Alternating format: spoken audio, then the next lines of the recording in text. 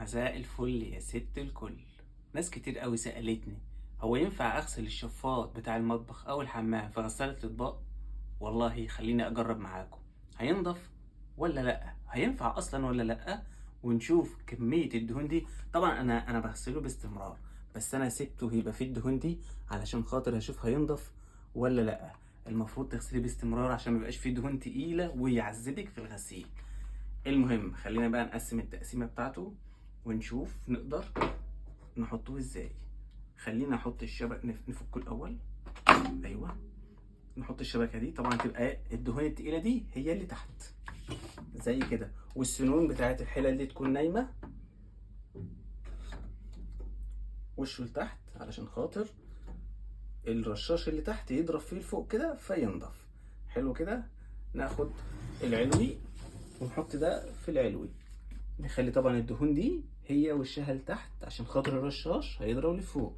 هتقولي لي طيب دلوقتي احنا عندنا مشكلة، ده هيجمع ميه. مفيش مشكلة هيجمع، لان ده مفيهوش وسخ كتير اصلا، الوسخ كله من الناحية التانية.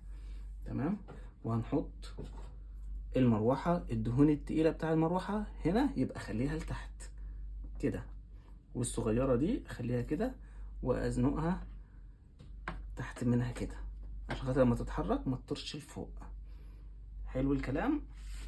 بسم الله ندخل. يا ترى التجربة دي هتنفع ولا لا؟ بالمناسبة يا جماعة، اللي بيقعدوا يقولوا غسالة الأطباق مش لحوامل الغسالة، مش لحوامل البوتاجاز ولا للشفاطات ولا الكلام ده، والله احنا جايبين الغسالة تريحنا، مش احنا اللي نريحها. تمام. وطالما انا بستخدمها باسلوب هادي وبحافظ على غسالتي، هتفضل الغسالة معايا كويسة.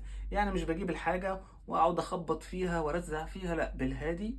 عارف البرامج بتاعتها واستخدم ايه، والملح وتنظيف الفلتر والملمع وهكذا، وغسالتي دايما تفضل مفتوحة، هتبقى معايا كويسة. دلوقتي هنشوف هستخدم برنامج ايه. طبعا انا حطيت مسحوق وتمام كله جاهز. اشوف اني برنامج هنبدأ. بسم الله. شغل الغسالة. هجيب اكبر برنامج اللي هو تبع الحلل، مش في الوقت، في درجة الحرارة، اللي هو ده اخر برنامج. بيديني كام؟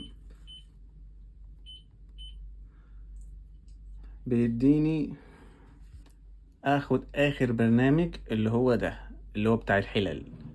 اداني كام؟ يعني 3 ساعات. مديني 3 ساعات في الوقت، ودرجة الحرارة من 60 درجة حرارة ل70 درجة حرارة. ده اعلى درجة حرارة عندي في الغسالة.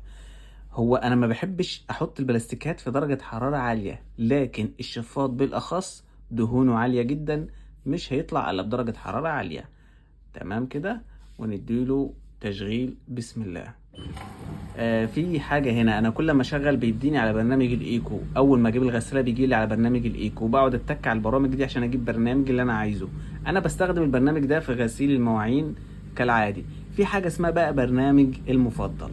هعمل لكم فيديو بحيث لما تشغل الغسالة تروح مثلا على برنامج المفضل اللي هو ده، ما تروحش على ده. هعمل لكم بفيديو واقول لكم الطريقة. خليكم معايا نشوف الشفاط هيطلع نظيف ولا لا. والآن مع المفاجأة. بسم الله. هو اولا انا عملت اول دورة لقيت الحاجة مش نظيفة قوي، شغلت دورة تانية مع مواعين تانية، حطيت معاها مواعين وعملت دورة تانية. نشوف ده. ما شاء الله. لا ده كده عسل قوي قوي قوي. طبعا لو في حاجات بسيطة خالص بتبقى طرية، الدهون بتبقى طالعة زي كده بالليفة وبتقوم طالعة معاكي، مفيش اي مشكلة خالص. بس ده كان ايه؟ ده كان اسود من الدهون. ده نشوفه من تحت بقى عامل ازاي. خليك انتي.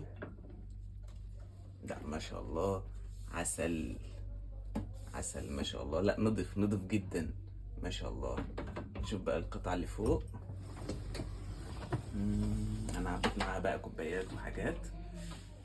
تعالي انت كده.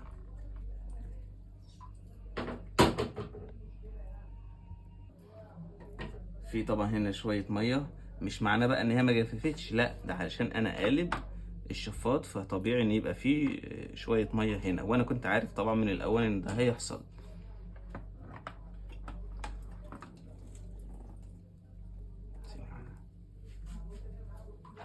فضيت المية اللي هنا دي في الحوض عشان اشوف.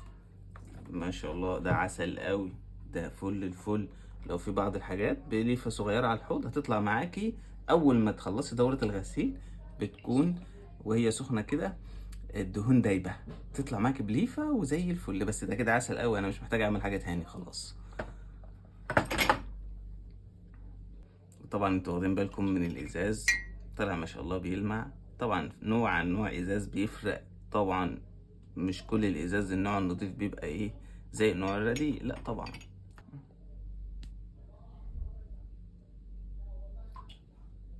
لو عجبكم الفيديو لايك وشير واشتركوا على قناتي على اليوتيوب عصائر ميخا.